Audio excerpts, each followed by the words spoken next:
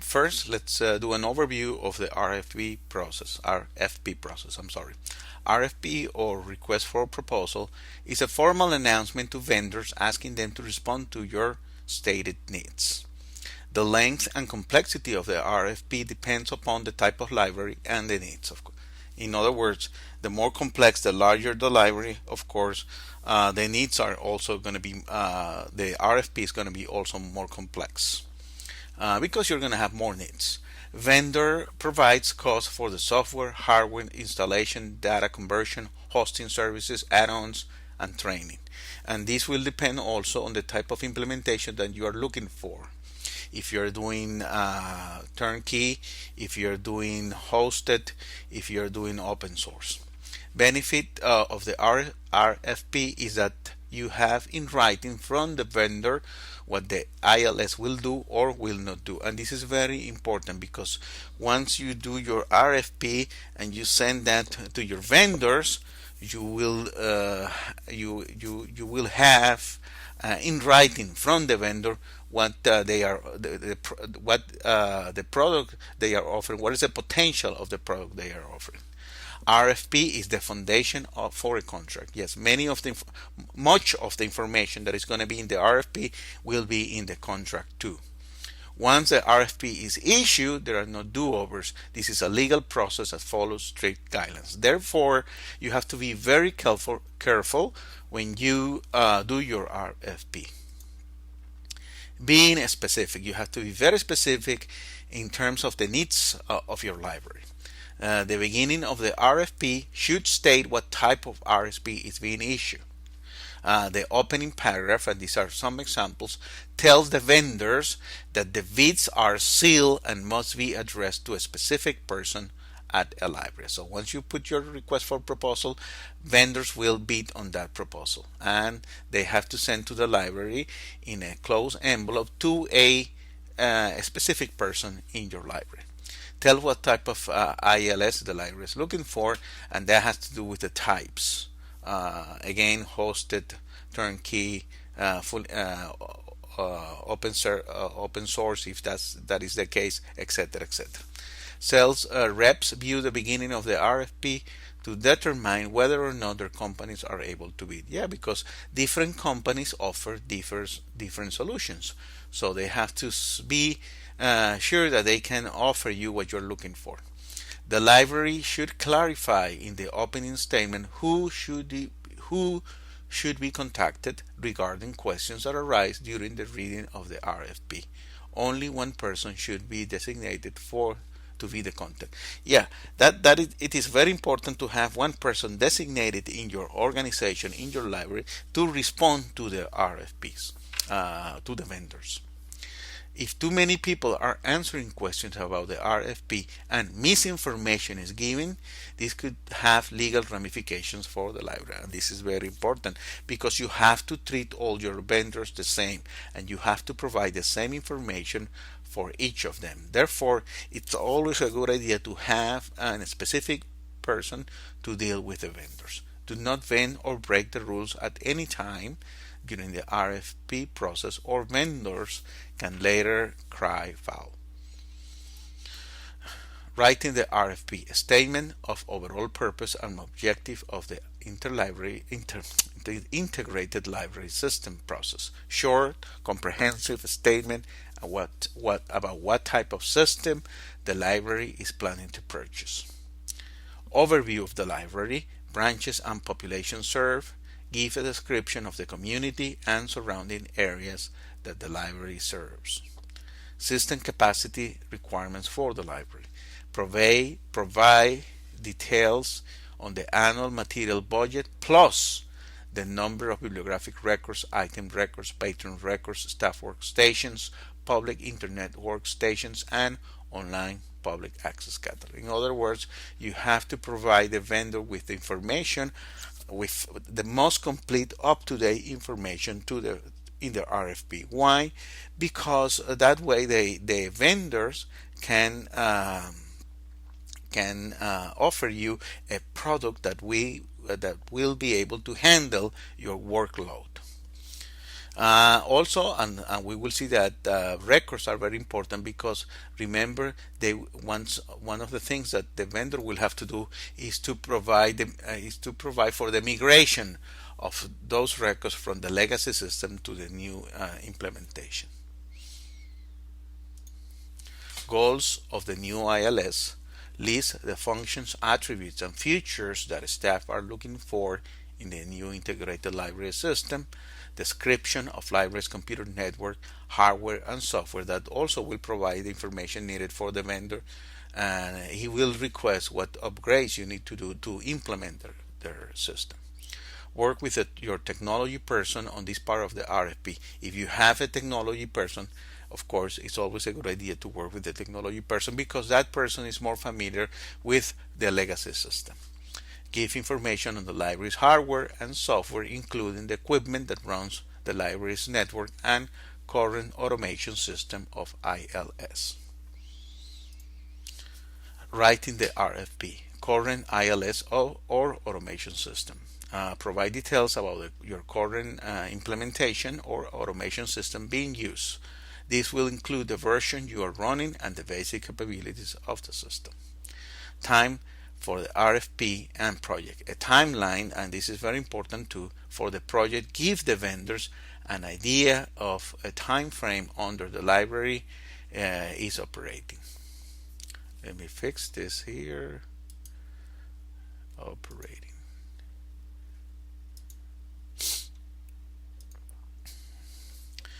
Important note. There are always bugs to correct when converting from one type of ILS to another, and this has to do with migration of bibliographic records and patron records from the old system to the new system, from the legacy system to the new implementation.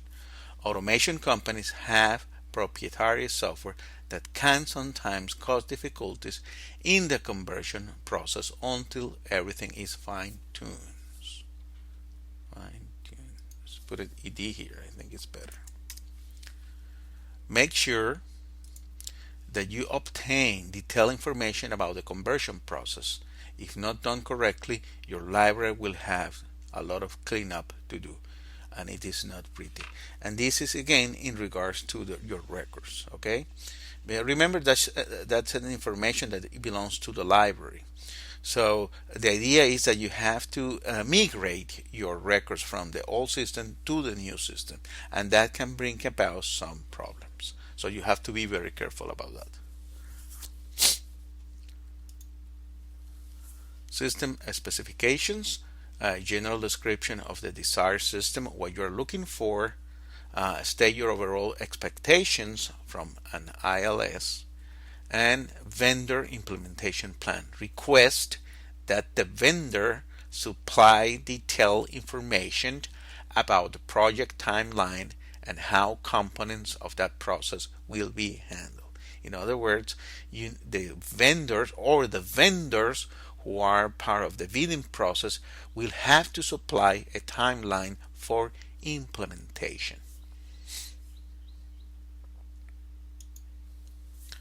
Basic system requirements. It is important that you communicate the basic requirements that vendors must meet. Okay, so if vendors want to participate in the bidding process, they have to meet basic requirements, and those basic requirements will be a part of your RFP. It's like the baseline that they have to aim at. You do not want any surprises after a vendor is awarded the bid. Okay. The library needs to retain ownership of its own data and be able to easily export bibliographic and customer records with no additional charges. We have seen when we did the review of ILS systems, some companies do charge an amount in cents per record. So it depending on the size of your library, you want to make sure that migration of records will be either free or as inexpensive as possible, especially when you're talking about thousands of records. Remember, and this is a word of warning for all of you, especially in regards to your patrons record. Remember that that information belongs to the library. However, the library have to keep confidentiality of those records. So make sure that the company you're dealing with will honor that confidentiality, because you have personal information on patrons of on members of your community. So if you have to share that information with the vendor in order to export or migrate those records, make sure that those records will be kept confidential.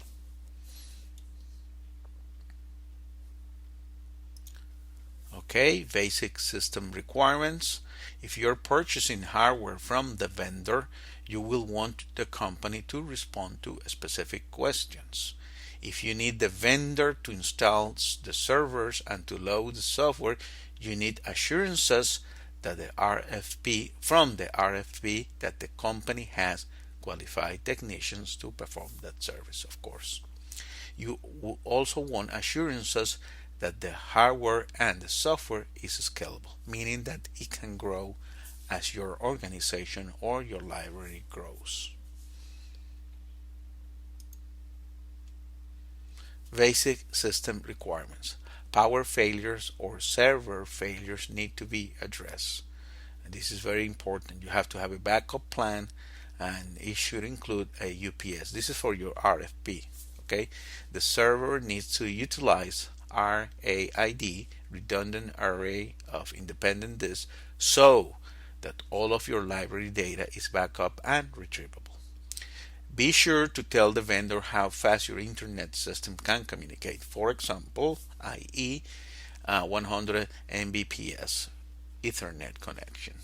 Also, be sure to ask the vendor for the ability to communicate with other library servers through a Z39.50 complaint channel, and that means that you will be able to share information and bibliographic records. Basic system requirements. Remote authentication for patrons. It's important, of course. You want your patrons to be able to access your online catalog and also to log in into your system, for example, for checking out electronic resources, and also to reserve, for example, books and other printed materials. What it is important, on the other hand, is that you have a good security system, because you don't want other people that because if you don't have a good security system, you may be subject to being attacked by hackers. So you need a good firewall and you need virus protection. And one implementation calls for at least 3 servers. The web page server, that's where you're going to have your website and your online catalog, the data server, and the domain control server. Okay, of course, these 3 servers, they can be 3 physically machines, or they can be also the virtual servers, and it will depend on the implementation, because if you're implemented a hosted system, you won't have the servers on your site. They will be at the vendor's site. Training and documentation. Training on how to use the new ILS is, of course, very important, and it says here this is one of the items most overlooked. Well, make sure you don't overlook that, because you need training for your staff on how to use the new integrated library system. Vendor should provide a list of all expenses related to training, including any travel, hotel rooms, and meals they plan to add to the cost of the training sessions. Ask for follow-up training, since it is difficult to absorb everything all at once. It is also very important that in your RFP you ask for training when the system upgrades in the future. Okay, training it's and I want to emphasize this. There is never enough training. The system support. If the library has existing electronic customer and bibliographic record, you will want these records to be loaded into the new integrated library system. I think we already mentioned about migration of those records. Ask in the RFP if is the vendor able is the vendor able, let me correct this,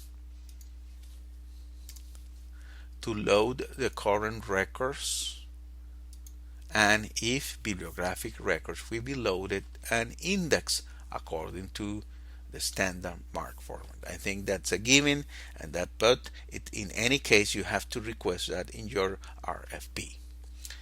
If you have servers on site at the library, you may want the ILS company to have the ability to connect remotely to the servers in order to troubleshoot problems, install upgrades, and perform routine maintenance. This is also a given because if you are installing new software that you are buying from a vendor, they will have to be able to access remotely your servers to update those systems and also to troubleshoot too.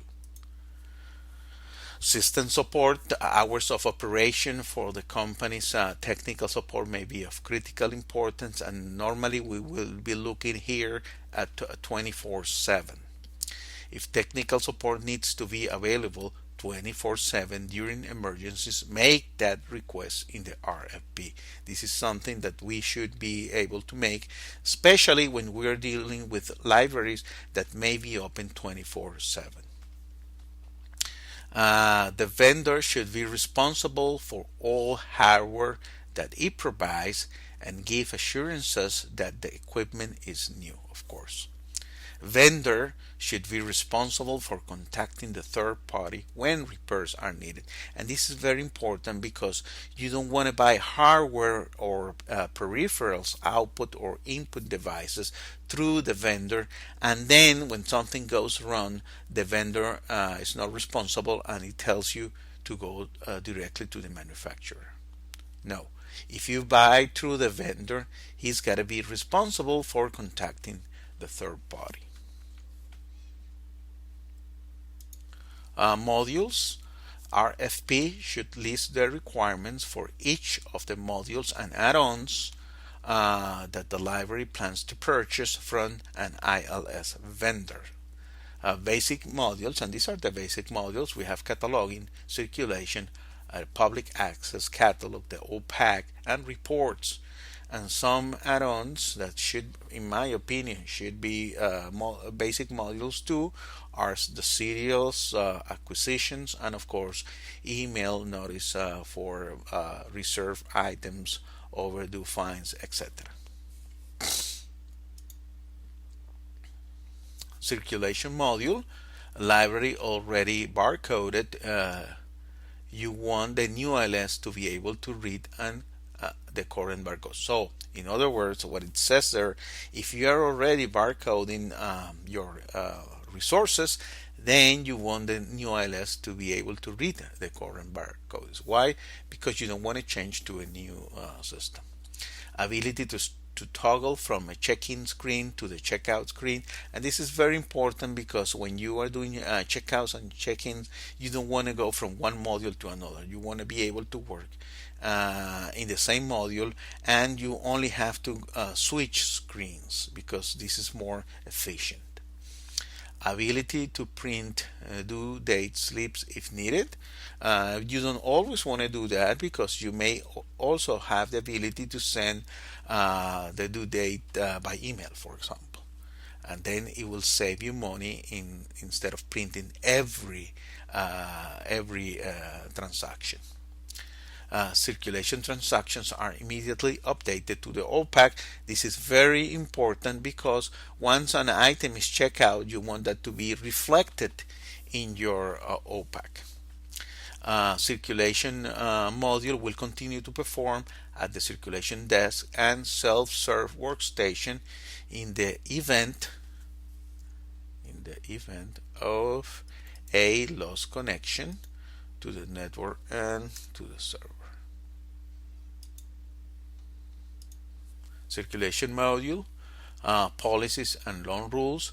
You want to be able to easily change policies and loan rules. In other words, you want to program the software in accordance to your library policies in terms of loan rules or fines, etc.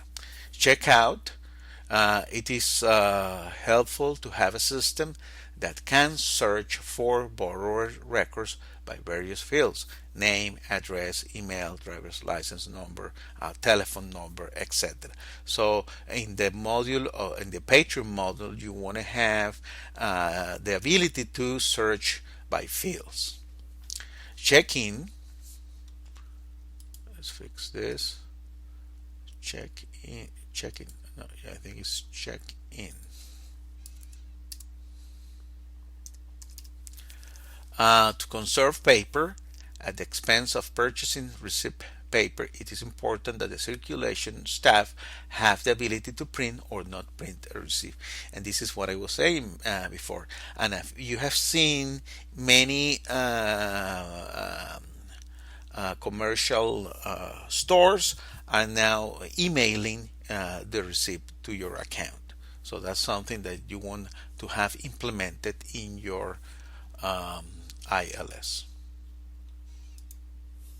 Borrower records. You want to be able to block records. If the library blocks patrons who have overdue materials, lost items, or fines, then you want the circulation module to notify employees of a block when viewing a borrower's record. And this, of course, it's very important because you don't want to give out any resource to a patron who hasn't returned something in the past or who still haven't paid fines. Other helpful alerts: messages, overdue items, renewal items, and arrival of reserved materials. These are some of the alerts that your ILS have to provide. Fines and overdue flexibility in fine payments is important, so you have to let that, but that will be also part of your policies and norms in your organization and library. Okay, but if you have that flexibility, make sure that you can program that into your ILS. Fines may vary by material type.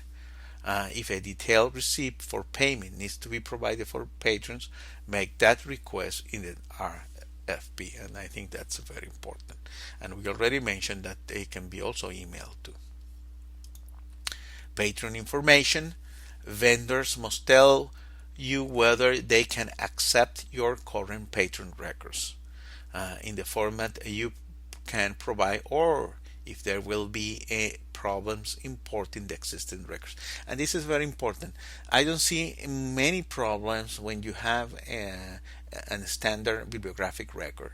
But with your patron records, there may be a problem in terms of migrating the records from the old system or the legacy system to the new ILS implementation. So make sure you request that in your RFP.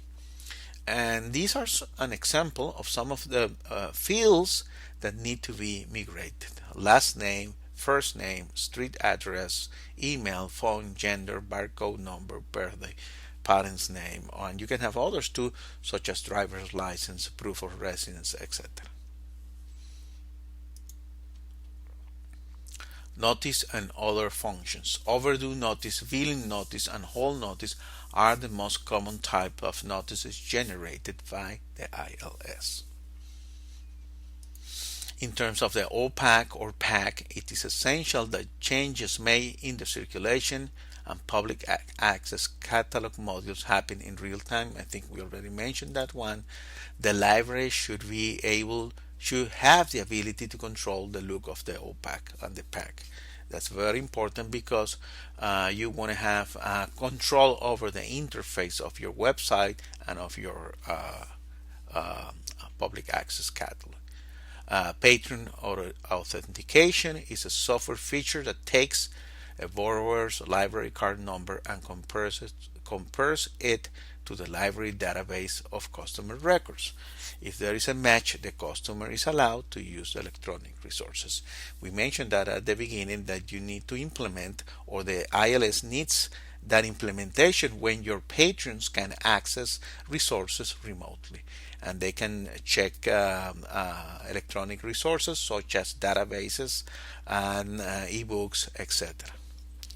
So authentication of patrons is a very important feature for contemporary libraries. You need a report module because it is very important to be able to provide statistical numbers on library usage.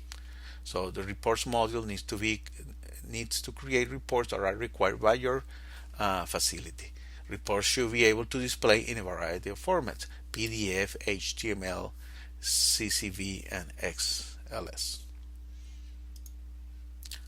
Project management and organization. The RFP states that selected vendors will designate a single project manager to work with the library throughout the installation process. This is very important. Communication is essential, and too many people trying to communicate spells disaster. So it is very important that you have one person in the company of the vendor selected to work with you for the implementation and also for support. Because as it says here in the slide, communication is essential for any human process. Okay, and if there are too many people involved in the implementation, in the training, in the technical support, etc., then it will cause a lot of confusion. So that would be a good idea to have a explicit point person to work with you throughout the whole process. Instructions to vendors. Every RFP needs to contain a section with instructions to the vendor regarding the submission of the RFP, how the proposal will be evaluated, and how to contact if the vendor wishes to submit a question, lodge a protest, or conduct a site inspection. State the submission deadline for the RFP, including the date and time, along with the mailing address and information for the opening seal proposals, because several companies will be bidding on your RFP. So you want to make sure that they all know the process of evaluating their bids. You want to make a transparent process.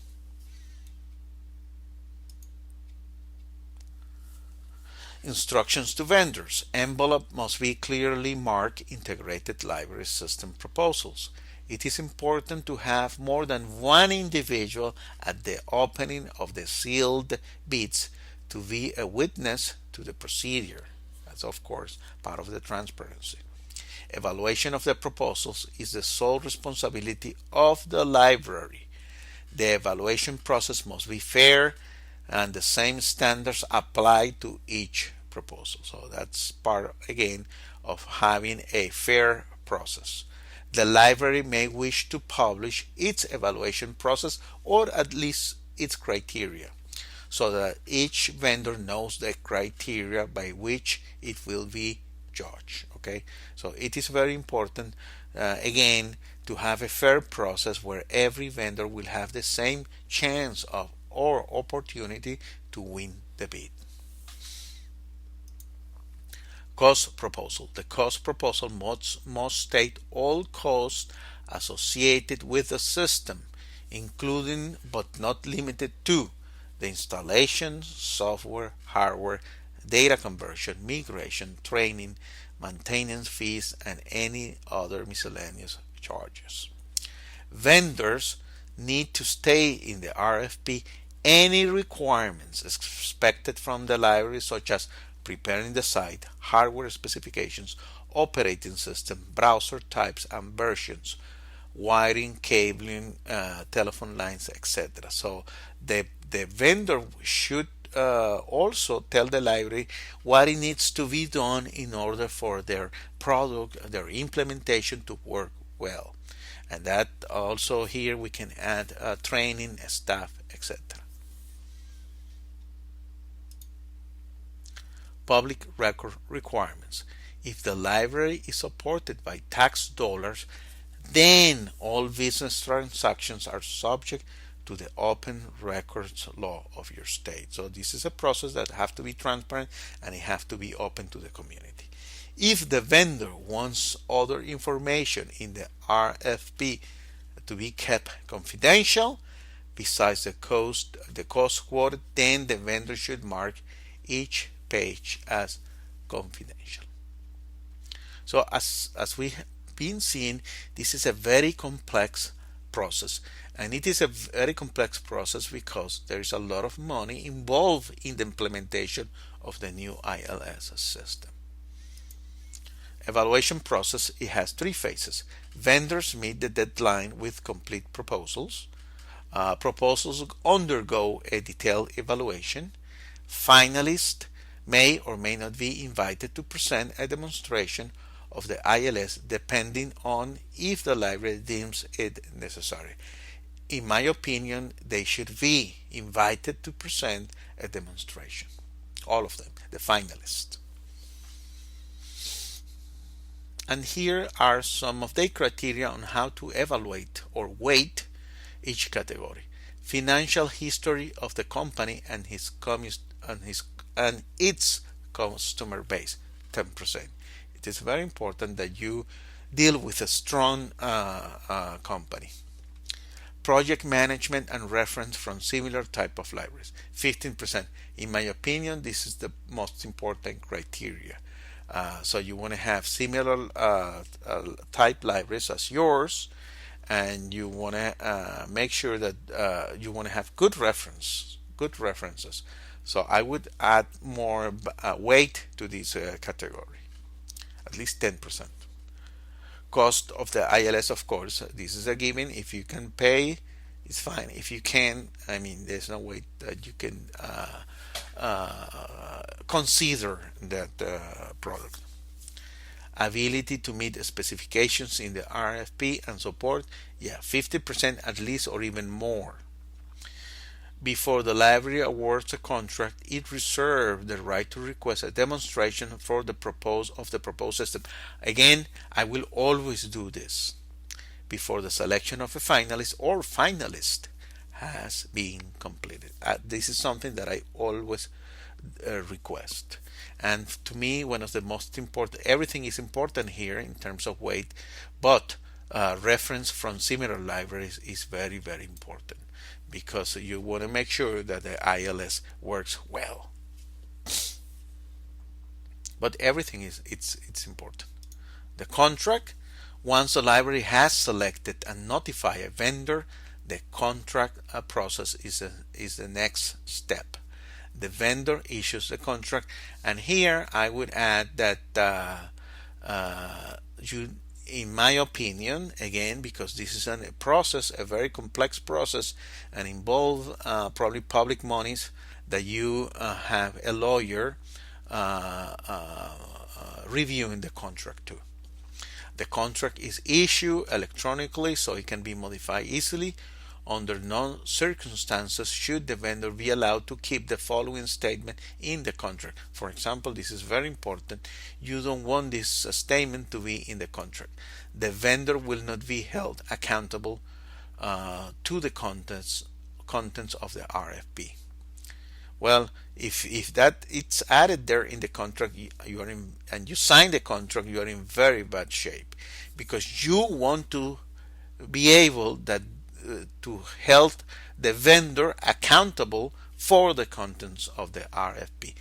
So, because this is what you're looking for. Remember, the RFP is telling the vendors what your needs are and what your expectations are on implementing the integrated library system. So they should be held accountable. The contract should also read that all bibliographic, fine, patron, and other records entered into the library database or supplied to the vendor are and shall be remain the sole property of the library. And this is very important because this is an issue of confidentiality. You don't want your patron's record to be used for other purposes. So make sure that the contract states very clearly that that your records are the library records and should not be used for any other purpose other than migrating or doing the process of migrating from the old system, from your legacy system, to the new implementation. In addition, the library has the right to extract its data without the vendor's permission. That you should be the library should keep all the rights of their information. The contract should also state that the licensed software will not suffer from systematic errors that renders unable to perform as intended. The vendor should also cover the cost, including travel, if the system have to be repaired on site due to errors in the software and or the hardware. Okay. So let's see what the bottom line here is. The bottom line: make sure that the library includes every detail in the RFP. Again, remember, the RFP tells the vendor what the state of your system is, what your needs are, and what your expectations are on the new ILS. So everything has to be spelled out very clearly there. And the contract, so that there are no surprises, because you don't want any surprise. You're committing to a new system, a new implementation, and you expect the vendor to fulfill your expectations. So everything has to be spelled out in the contract. That is why I said I wouldn't hesitate to consult a lawyer. This is a time-consuming process that needs great detail. Picking the wrong system spells disaster. This is you have to take that into consideration all the time. So we have reviewed what the writing, the request for proposal, and reviewing the contract is. This corresponds to chapter 9 in your textbook. Thank you.